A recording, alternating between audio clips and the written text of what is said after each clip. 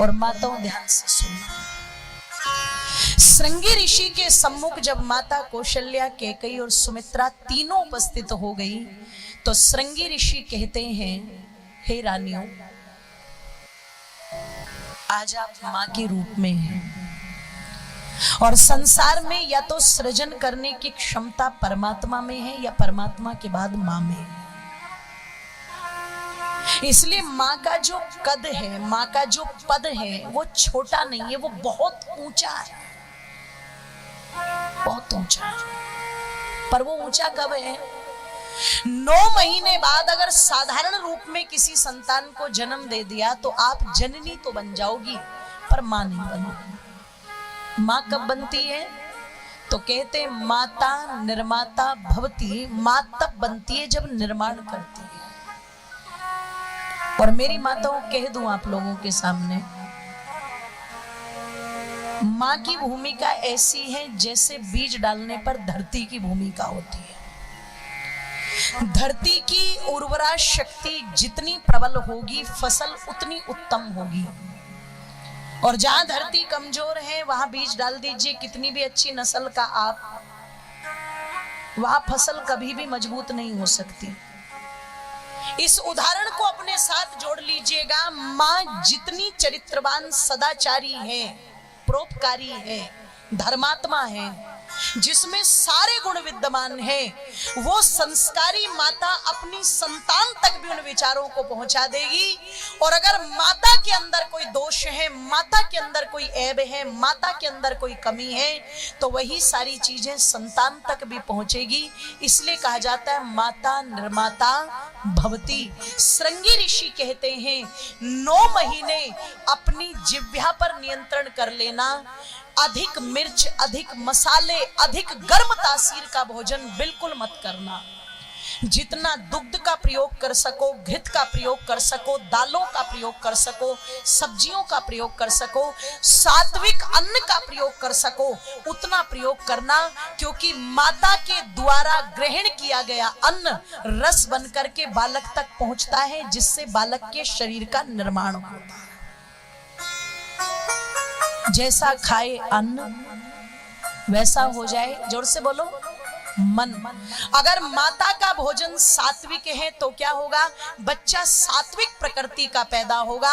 और अगर माता खा रही है गोलगप्पे, चाट, कुरकुरे, तो बच्चा भी उतना ही कुरकुरा पैदा होगा। आजकल के बच्चों की कुरकुराहट कम तो नहीं है ना? है जी?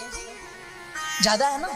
हाँ, वो कुरकुरे की देन है, वो माता के ऊटपटांग खान पान की ही देन है, ध्यान रखिएगा। श्रृंगी ऋषि ने कहा माताओं को शुद्ध सात्विक भोजन करना है, अच्छे चित्रों को देखना है, अच्छे ग्रंथों को पढ़ना है, और जो जितना पुरुषार्थ करेगी उसका बालक उतना पुरुषार्थी होगा। अब तुम देख लो, तुम संसार के अंदर किस प्रकार की संतान को लाना चाहती हो। बस जैसी संतान को लाना चाहती हो वैसी विचारधारा बना लेना, वैसी संतान तुम्हारे घर में आ जाएगी। ये मेरा उपदेश है।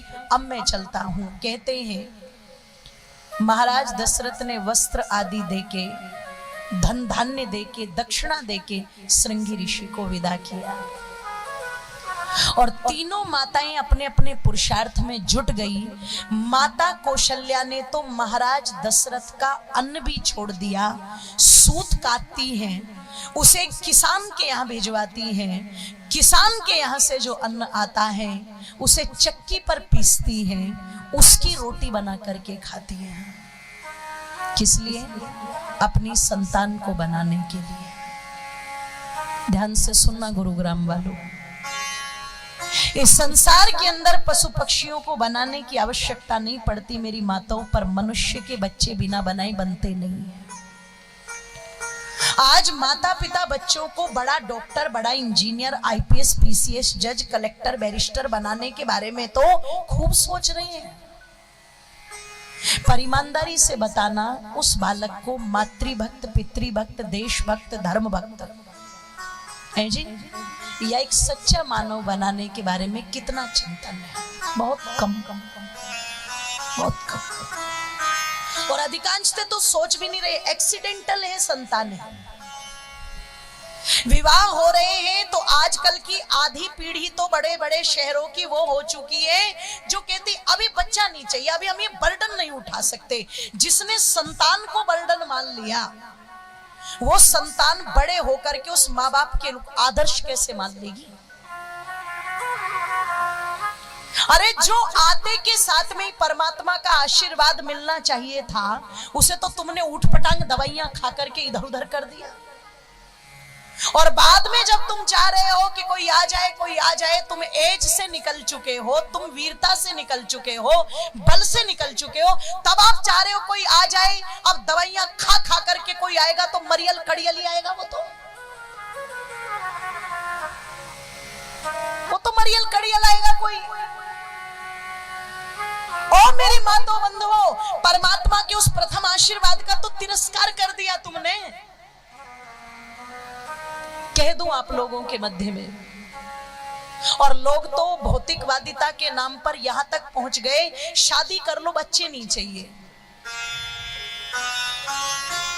कई बार पीड़ा होती है, दुख होता है, सरकार नारे लगाती है, इस नारों पर एक भी मुस्लिम व्यक्ति ध्यान नहीं देता। पर ये हमारे वाले पूरे जागरूक है इस नारे के लिए। हम दो हमारे तीन अपना लिया, फिर बदला नारा। हम दो हमारे दो, ये भी अपना लिया, फिर बदला नारा। हम दो हमारा एक, ये भी अपना लिया। पता लगा कि जहां पर झुग्गी झोपड़ी वहां 10-10, 12-12 पैदा कर रहे हैं, और जहां आलीशान महल कोठियां वहां एक घूम रहा है छछुंदर की तरह। एक अगर 3-5 हो जाए तो चलो बस, वो भी नहीं।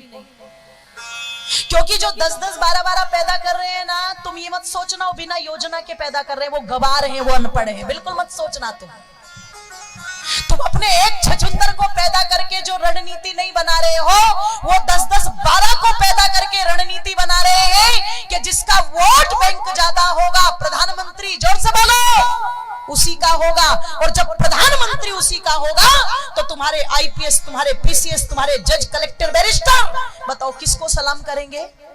उनको करेंगे। बिना रणनीति के नहीं चल रहे वो। आपके पास कोई योजना नहीं है, उनके पास मोहर लगा करके योजना है, ध्यान रखिएगा। ओ मेरी मातो बंधुओं, मैं कहती हूँ कोई बात नहीं, तुम 10-10, 12-12 नहीं, एक पैदा करो ना, पर कम से कम वो एक भी तो माता जीजाबाई की तरह छत्रपति शिवाजी जैसा पैदा कर दो। वो एक भी तो माता जयंताबाई की तरह महाराणा प्रताप जैसा पैदा कर दो। वो एक भी तो ऐसा हो जो एक भी नजर आ जाए। वो एक भी ऐसा मरियल कड़ियल, नाम तो शेर सिंह है और कुत्ते के पिल्ले को देख के भाग जाता है। वो एक भी इतना कमजोर, इतना कायर। कह दूं आप लोगों के मध्य में, हमारे लिए नारे रोज बदले। और अब तो एक संस्था खुल गई है, फ्री चाइल्ड इंडिया। आपके दिल्ली में उसकी बहुत सारी कई जगह ऑफिस उसके हो चुके हैं, जो कहते हैं बच्चा ना बच्ची और नींद आए अच्छी, शादी करो लेकिन बच्चे पैदा मत करो। सारी पॉपुलेशन हम ही से घटानी है। उन मोहल्लों में क्यों नहीं जाते ये फ्री चाइल्ड इंडिया वाले?